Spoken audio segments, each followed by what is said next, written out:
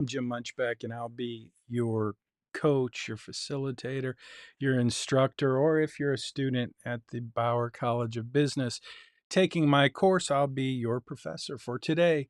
And this is 8 November, year of our Lord 2025. I can't believe it's already November. This semester for me has gone fast. And I'm not complaining about that because this is the last semester I'll be teaching before I take my sabbatical for 1 year from teaching at the University of Houston. Been doing it for nearly 15 years. It's been a great experience, and I appreciate all of the support and all of the great times we had in the classroom and online ever since COVID. So anyway, that's my story, and I'm sticking to it. It is 10 a.m.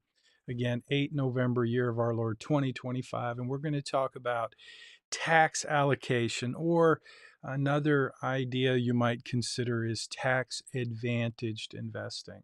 So if you haven't memorized the three laws of personal finance, let me just jump in and tell you what they are real quick before we start. The first law of tax advantaged investing, no, the first law of personal finance is the law of spending and saving. And the law is spend less than you earn so you can save more for what matters most. That's the first law of personal finance. And it is the most disregarded law of personal finance in the history of the world, especially in the United States, especially in America, where we believe we deserve whatever. And we can use credit cards to buy it. And that's the whole point in this course. It's like the fundamental bedrock uh, rule for living in terms of financial planning and money management is the first law of personal finance, the law of spending and saving. So I hope this semester you thought about that, and I hope you did something about it. I hope you turned that first law of personal finance into an action plan for yourself to put some money away in an emergency fund. That was one of my hopes for you this semester and every semester for every student who takes the course. The second law of personal finance, and I should find these three laws of personal finance somewhere and let them bounce around on the screen while I say them to you. If I could find that, I would, but I'm not saying it. Uh, and you could, let me just show you what I'm looking for here. I'm looking right there on this list of stuff. And if I scroll down, I should find three laws. I'm looking for, I wish this thing had a search feature that I could just jump in and I could find three laws. I know I'm getting close. Look at this. This is three laws. Let me see if that's the one. Yeah, that's the three laws of personal finance. And so let me just jump back in and tell you what those are. You got the first one right, the law of spending and saving. The second law of personal finance is the one we're going to talk about today, which is the law of tax advantaged investing. The IRS actually makes the law, they make the rules. Our job, and what I hope to teach you today, is how to take advantage of the law. So I posted on Facebook, which I rarely ever do. Um, I posted this little, let me see if I can post it again here. I'm going to try to create a note. ah, you know what? I think I better stop playing and get to it. So, the second law of personal finance is the law of tax advantaged investing. The third law of personal finance is, I think, the most important one, and it's not that technical, but it's the law of purpose and commitment. So I hope you've committed to make some changes, take some steps, some action in your life so that you can achieve something significant with your money. Um, Today, I'm going to kind of wrap it up. Today's lesson is pretty. Pretty simple. Uh, at this point, you've built a pretty good financial plan.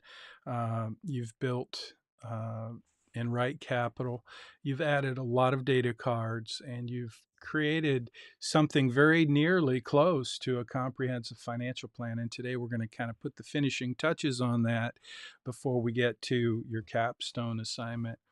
And I want to talk a little bit about the capstone assignment just for a minute, and you'll see why in just a minute. About 30 seconds from now, you'll understand why what I'm about to say is important if you want to get full points on your assignment this upcoming week. So, the capstone assignment, as I've said many times, is the assignment where we put it all together, all of the assignments that you've done throughout the semester, especially relative to Right Capital. Those assignments and those data cards that you've built into your financial plan, they will all show up in your capstone assignment. So I want to make sure you know a couple of things about the capstone assignment. And I want to also make you aware of this offer that I make every semester. I've been making this offer for a few semesters. It is the capstone tutorial. And to request a tutorial, this is a way for you to get all of your questions answered. So if you've struggled with certain assignments throughout the semester, you will be basically reproducing those for your capstone assignment. So now's a really good time between now and 2 weeks from now. It is for November, year of our Lord 2025, and you have 2 weeks from today to submit to me your capstone tutorial request. And so on the screen, you can see what you need to do to request a tutorial. One of the key things is you've got to give me permission to create a video using your financial plan in Right Capital. I'll take your questions. You outline your questions to me. You send me screenshots from your Right Capital financial plan and show me the area that you're questioning, the area of your financial plan that you're not sure what's going on and you need a little help, a little coaching, a little tutorial. So you send me that in a PDF, just like you do every week in your assignments. You're going to create your own document, basically with your questions, outlining as clearly as possible what you're struggling with, what your questions are, and then give me screenshots and send me that PDF and give me permission, just say in a sentence at the beginning or the end that you're giving me permission to create a tutorial to share with the cohort. So please don't send me a list of questions without doing that. Like, I'm not here to do your homework for you, but the capstone tutorial is kind of a way to get me involved with your homework in preparation for the biggest assignment you have the entire semester. The capstone is worth 200 points, and there are lots of ways you can get deductions. So I'm going to cover that in each of the tutorials that I do. I have one student who's requested a tutorial. So I have that student's questions. I'm going to try to not show the student's name as I do the tutorial. I'll do the same thing for you, but I can't promise your name won't show up somewhere in that process. But the tutorial is a way, again, the capstone tutorial is a way for you to get your questions answered and a way to help the rest of the cohort. Because if you have questions at this stage, if you have questions, probably there are some other students who also have those same questions. So as we've done every week, I want to share this week's secret class collaboration screenshot or conversation that I want you to have with one another and with me. And you get to leave your comment in Money Study Group or right down here in the description or the comments, rather. If you're watching on YouTube, we are live on YouTube, Facebook, LinkedIn, Twitter, X. maybe some other places. But if you're watching on any of those platforms, you can leave a comment and engage in this conversation for this week's secret class collaboration, which is drum roll. I wonder if I can do the drum roll. I can do a bicycle horn. I don't know if you heard that. Did you hear that? Yeah, it looks like you heard that. I think I have a drum roll. Let's see. There we go. I'm getting so much better at the technology here. You can probably not see what I'm doing because I don't have my back camera on, but this week's secret class collaboration conversation is what I just talked about. I want you to tell me what you need to do to request a capstone tutorial.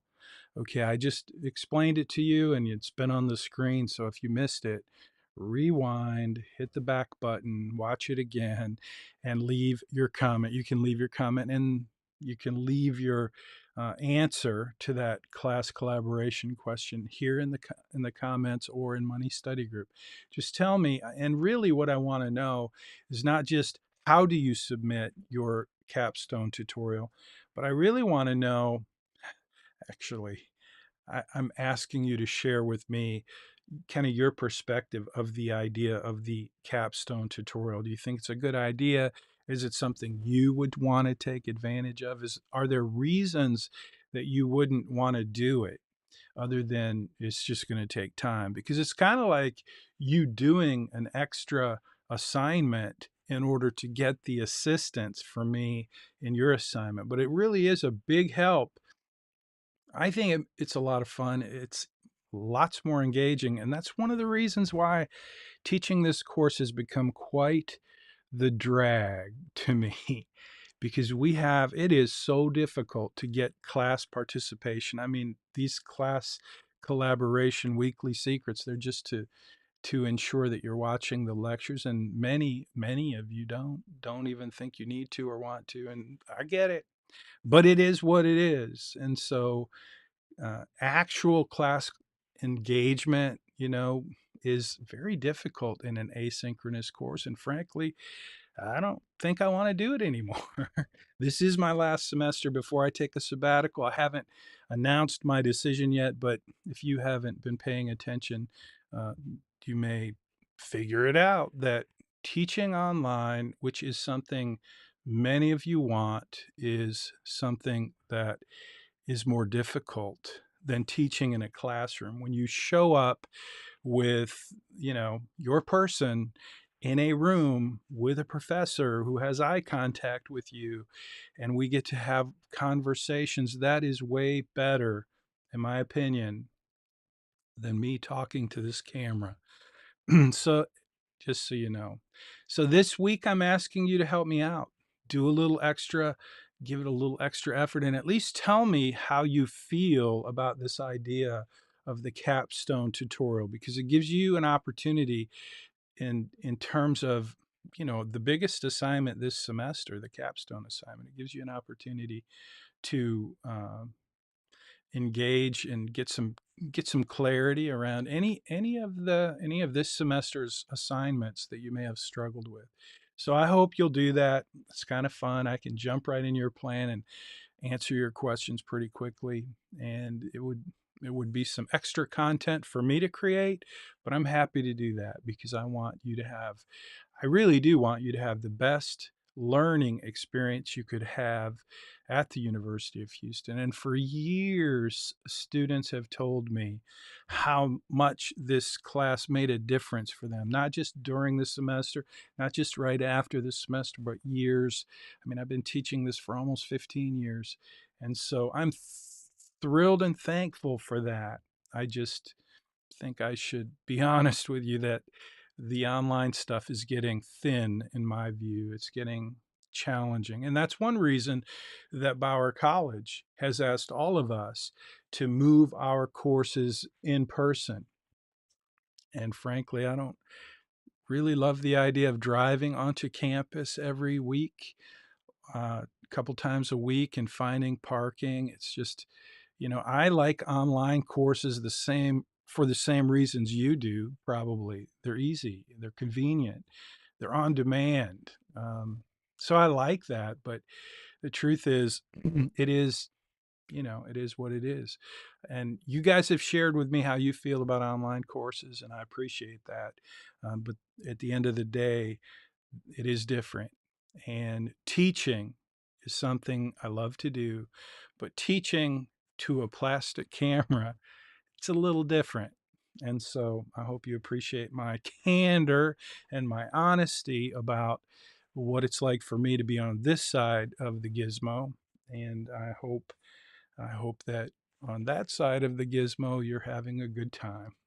So here we go. Okay, so that's the class collaboration. Is just talk to me a little bit about the capstone tutorial and how you feel about that. Okay, so here we go. Now this is my iPad. It's working this week, thank goodness. And this is posted, a link to this is posted in the comments. So if you want to go to what you're seeing here, that's where you go. Just jump into the comments and grab that link. Um, this is a post on WordPress at missionalmoney.com. And this is really kind of a copy, a mirror, a replicate of what you have in Canvas. So your assignment this week, this is kind of what it is.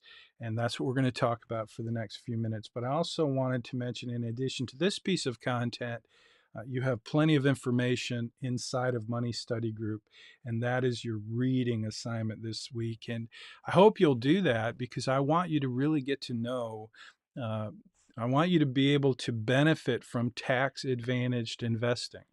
And to do that, a couple of things are going to happen this week. One, you're going to update your financial plan with the proper tax allocation.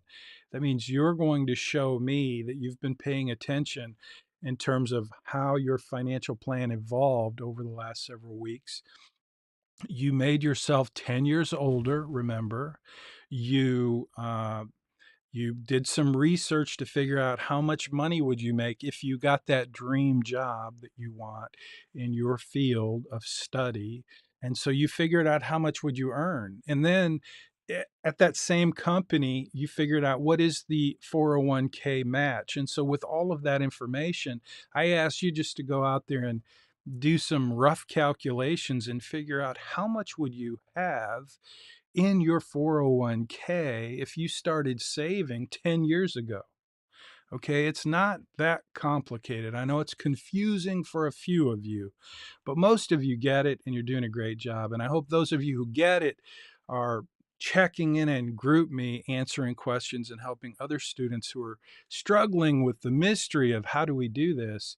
But it's really pretty simple. You're 10 years older, therefore we're pretending that you've been earning good money for 10 years, and during those 10 years you've been saving that money, and you've been saving that money in the most tax advantaged way possible, which starts with the perfect investment.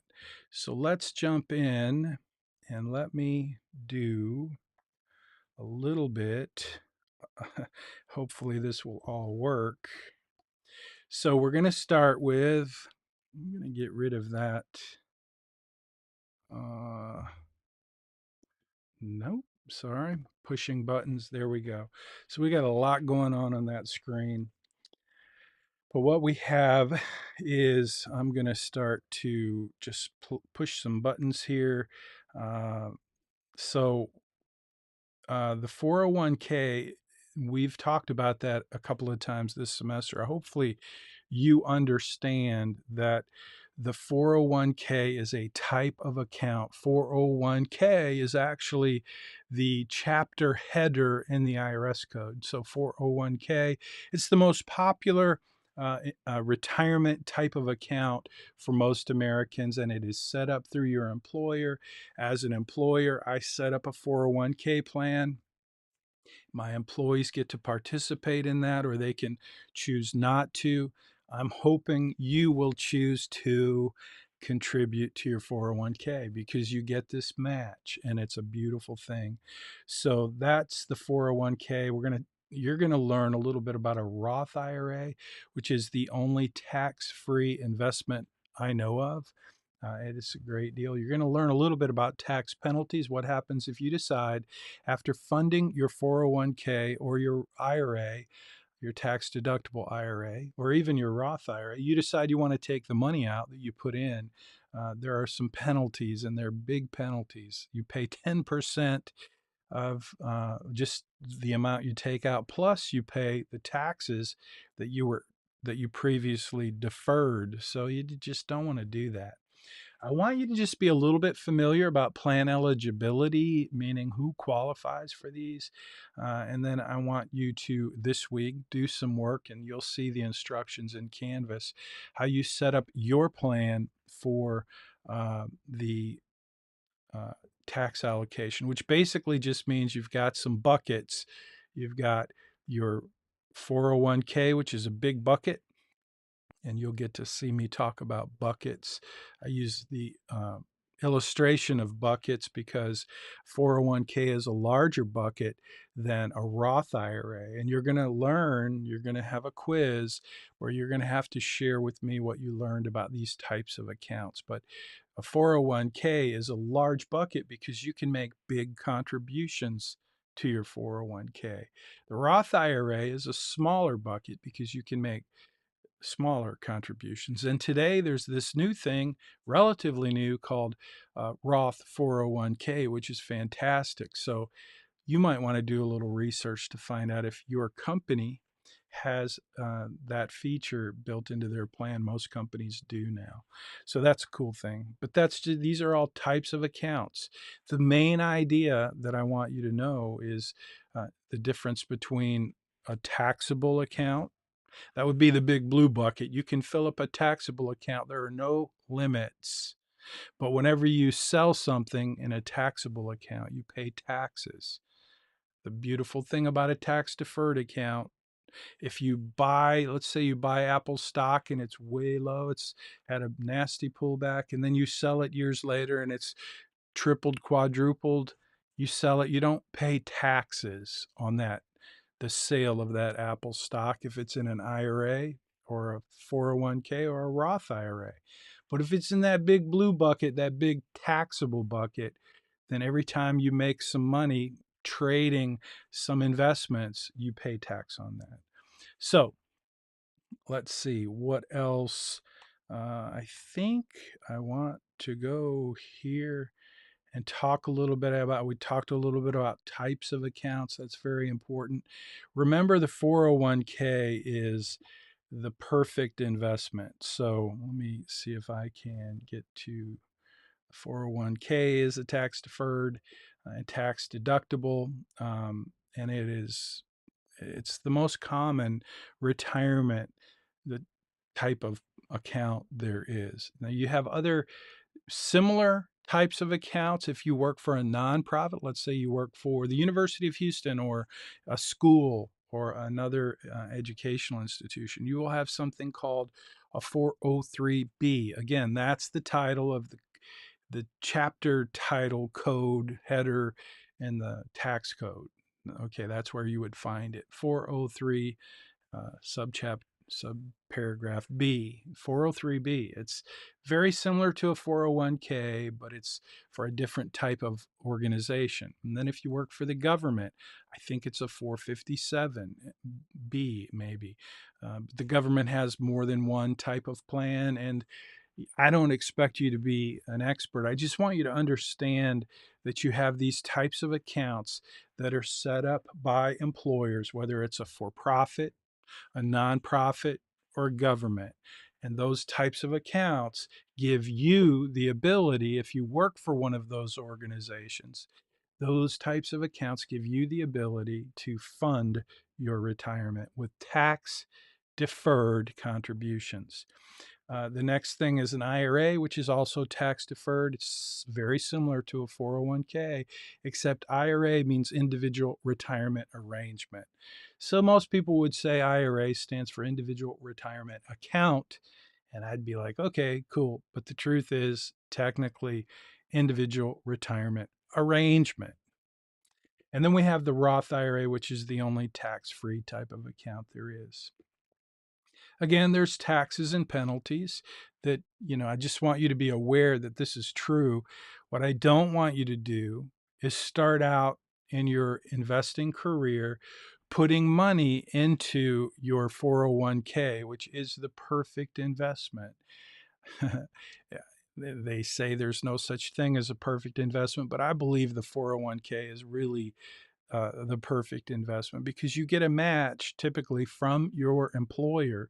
So if you put in, let's say you make 100 grand a year and you put in the maximum you need to put in to get the full match. Let's say you work for, at one time, I believe Shell Oil paid an 8% match. So let's assume you make 100 grand, you work for Shell.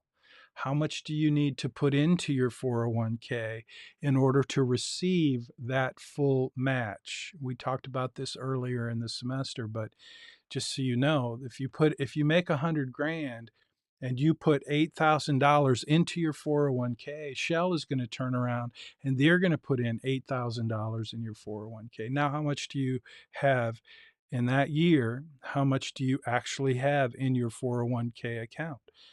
You have not 8,000, which is what you put in, but you have the other 8,000, which is what they put in, which totals, by the way, $16,000. And ironically, if you look at Dave Ramsey's baby steps, the sixth one, there are 7 baby steps, and number 6, I believe, is to invest for retirement up to 15% of your income. And that sounds really hard, but hopefully by now you recognize that 15%, saving 15% towards retirement, especially if you have a match. I mean, look at that. If this scenario was you work for a company that has an 8% match and you make 100 grand and you put 6 grand in and they put 6 grand in, that right there is, what is that?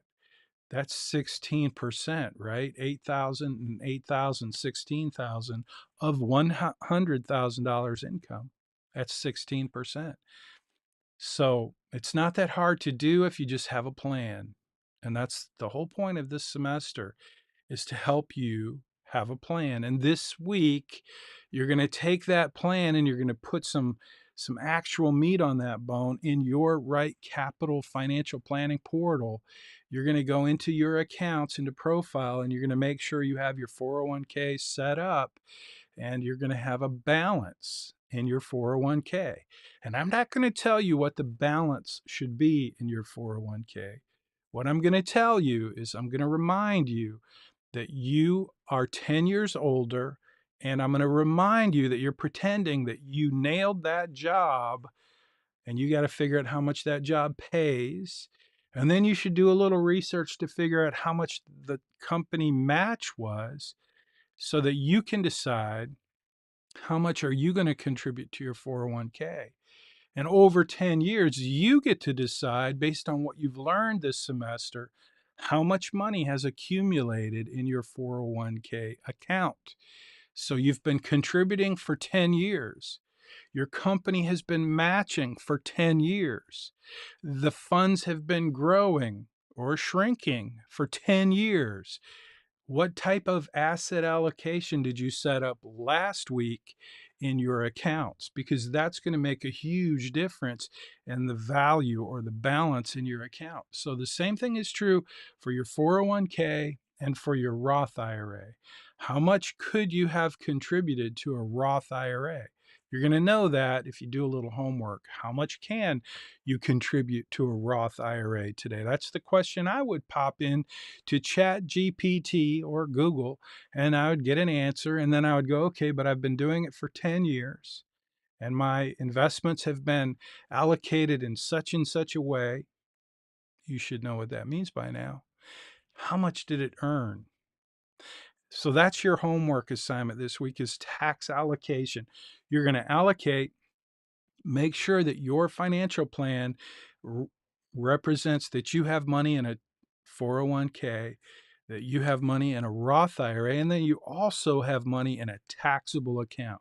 So we got the big blue bucket, the big brown bucket, and then the little gold bucket, which represents the Roth IRA, the tax-free Roth IRA. And there are some rules, boundaries, and limitations, and I don't want you to be an expert, but I would like you to know that they exist and what a few of them are. So that's the 401k, the Roth IRA, again, tax-free investing. Eligibility rules, boundaries, and limitations, tax penalties for early withdrawals, and that's that. Okay, so let's see what's next. I think we've covered the 401k plan. We covered a little bit about the Roth IRA. We talked about penalties. You're going to have to do a little research to figure out about eligibility. But the main thing you need to know about eligibility, and this is on the test, this is in the quiz, you have to have earned income.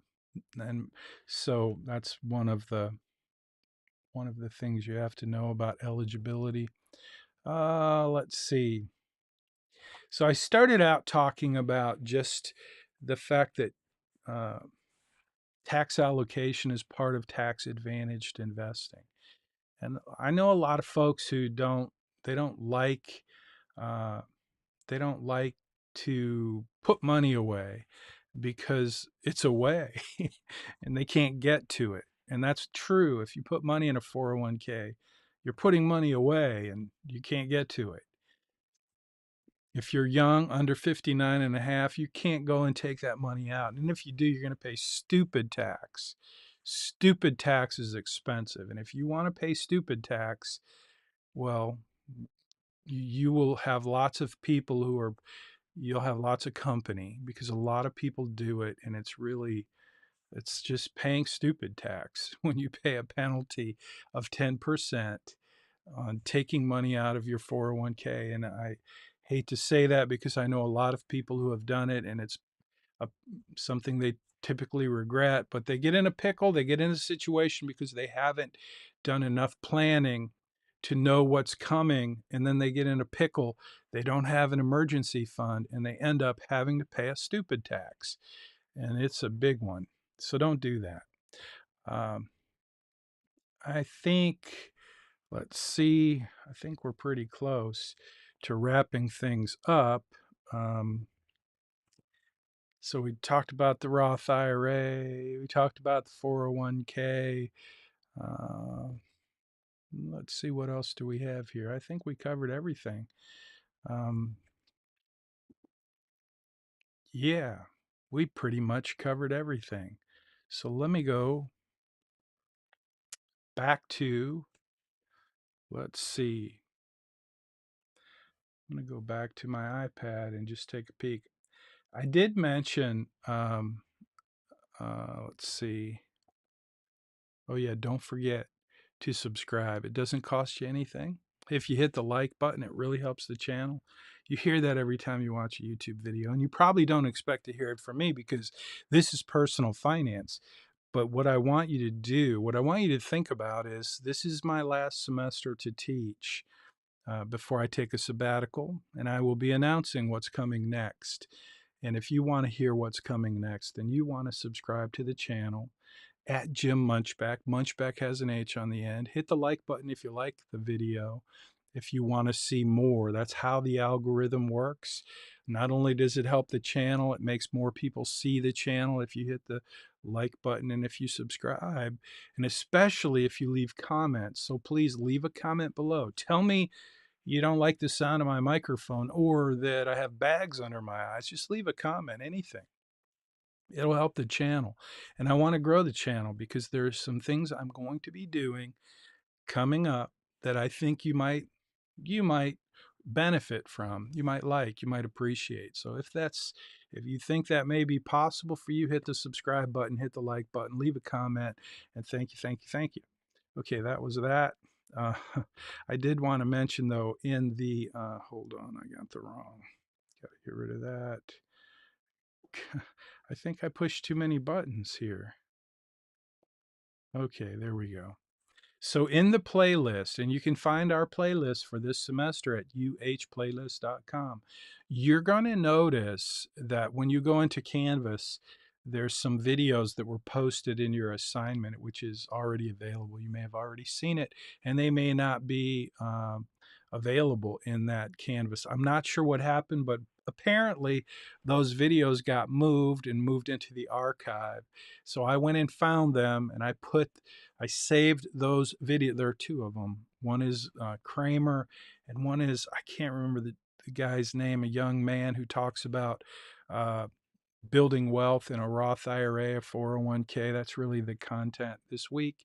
But I thought you'd enjoy watching those videos. Jim Cramer's crazy man. Uh, he's interesting. I wouldn't say I like him. I don't dislike him, but I don't really watch him, except I saw that he did this video on Roth IRAs and I thought you might enjoy it. So, anyway, yeah, those videos have been saved in the playlist. Not sure how long they'll be around, but they're available today. Check them out.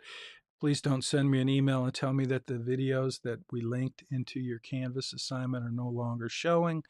If you do that, I'm not going to reply to your email because I'm telling you now that they're not, they're like, you're going to get an error code.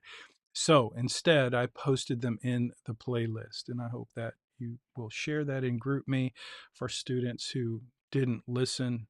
There's a couple students who just don't listen. I don't think they ever will listen. That's what I say about myself. I don't listen. I never have, and I never will.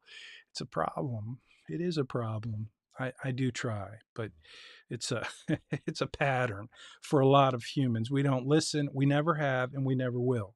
And you know people like us who don't listen, who never have and never will, but we're working on it. Some of us are doing the best we can, and I hope you'll do the best you can and listen long enough to know that those videos that may be missing in Canvas are in your playlist. Check them out. And this video is not in the playlist, not yet, but I'm about to end and I'm about to go do something fun today because it's a beautiful day in Houston, Texas. And I'm going to be preparing to do some capstone tutorials, I hope, but that's up to you. I hope you will send me some capstone tutorial requests so that I can do those as we wrap up this fine semester, which is quickly coming to an end. We really only have one more assignment after today besides the capstone assignment. So as we wrap things up a little bit early this morning, let me just tell you what's coming. So next week, not this week, but next week, uh, we will we probably won't even have class. I mean, I may post something for you to watch, but I don't know that I'll be here at 10 a.m. on Tuesday because the only assignment that we have remaining after this week's assignment is the blueprint assignment. It's assignment number 12. And that's the assignment that I've been telling you about all semester, that if you've been turning your assignments in early, and let me see, can I see an early assignment? Early assignment. I'm looking for early assignment. I'm not seeing it. Okay, yeah, it's in there somewhere. Let me just show you so you can see again. I wish there was a search feature right there, but I'm scrolling up there. This is how many, if you see right there, that's how many things I can click on. Way too many. This is this one file, by the way, for this is Ecamm Live that I'm using, and this is called a profile. And this one profile is like 30 gigabytes. That's how much content is in here. So what was I looking for? I was looking for, uh, now I forgot what I was looking for. There's the blueprint assignment. Let's just see what that looks like. Okay, that's the blueprint assignment, but I'm not gonna, uh, okay, I forgot what I was even looking at or looking for. That's not good. You know, that may be a pretty good indication that I've been doing this too long. Not sure, but Anyway, I'm sure it'll come to me what it was I was going to show you. So I'm wrapping things up, and I wanted to tell you the blueprint assignment is coming. The blueprint assignment is one where, oh, I know what it was, early assignments. If you've been doing that, you know what the benefit is. You get extra points, and along the way, you got a little feedback from me so that you could make updates, corrections, and still keep those points. But at this point, it's, you know, do your assignment early this week. That'd be great. But the next assignment, the blueprint, the final assignment, if you've got enough points at this point in the semester to not need that assignment, then it's optional for you. I hate to say that it's optional because we have a number of students, about 25% of them, who need the points. And you know what they're going to do if I say it's optional? It is optional for you if you have a lot of points.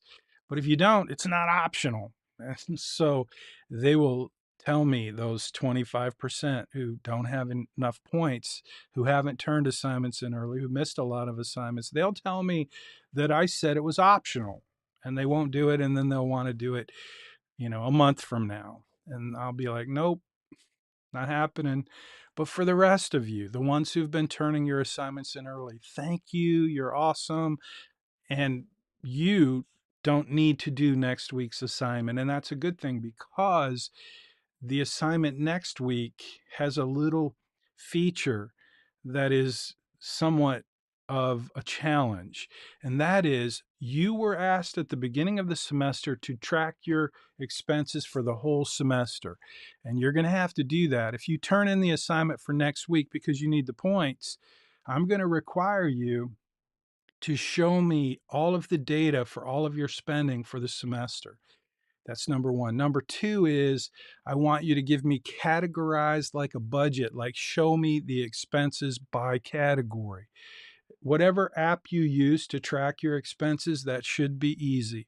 If you used Excel, you're probably going to get deductions because you're probably going to miss a whole lot of entries, and you're going to send me a few and tell me that's it. And I'm going to be like, yeah, right. So hopefully you used an app like your bank app. It's going to capture every transaction. If you use a debit card, it captures everything. Then all you have to do is go into your app and export the list, and it's going to export it in categories. And that's what I want. So that's one, the data. I want to see the transactions. Number two, the categories. Number three is what did I learn?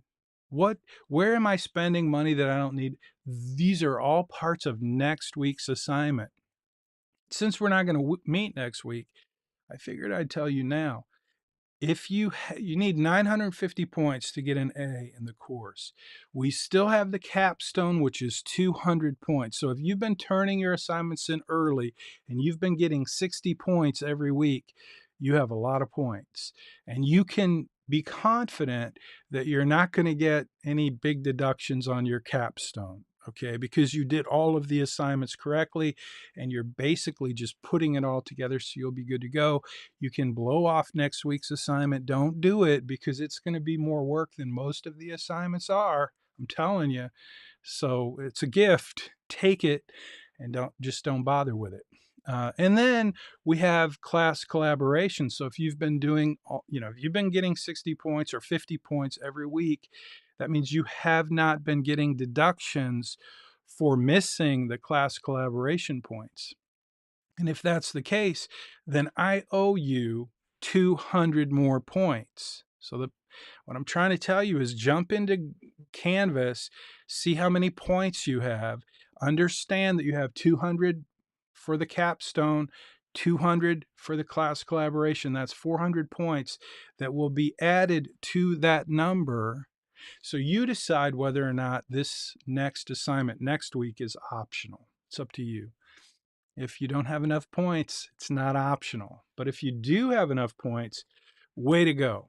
And that was my hope and my intention all along with the early assignments for those students who were willing to make this course a priority in terms of timing of the assignments. For those of you who did that, my gift to you is that you don't need to do the last assignment, number 12. You do need to do the capstone. Everybody has to do the capstone. You get 2 weeks to do the capstone. But we have this week's assignment, number 11, tax allocation. Next week, we have the assignment that for some of you is optional, which is the blueprint where you capture all of your spending for the whole semester. And then 2 weeks after that assignment's due, the capstone assignment will be due. So that's what's coming. That's where we stand. One final reminder that the capstone tutorials are due no later than 2 weeks from today. So that gives you plenty of time to wrap up this semester, this lesson, next week's lesson, and then to start to review the capstone assignment. I will post that capstone assignment soon, like next week. As soon as we get through next week's assignment, I will post the capstone assignment so you can start to, in fact, yeah, next week I will post the capstone assignment so that you can start to review it and prepare for it. And if you have questions, if you're befuddled or puzzled, then I would encourage you to send me the capstone tutorial request. So don't forget, that is this week's class collaboration conversation, is not just how do you do that, but how do you feel about that? Like, will you do it? What would make it better for you? I really want to know, because when I retire from teaching, that's going to be one of those burning questions that could keep me awake at night wondering what could I have done better for the capstone tutorial. Yeah, that really won't keep me awake, but I am asking you to share that with me if you don't mind.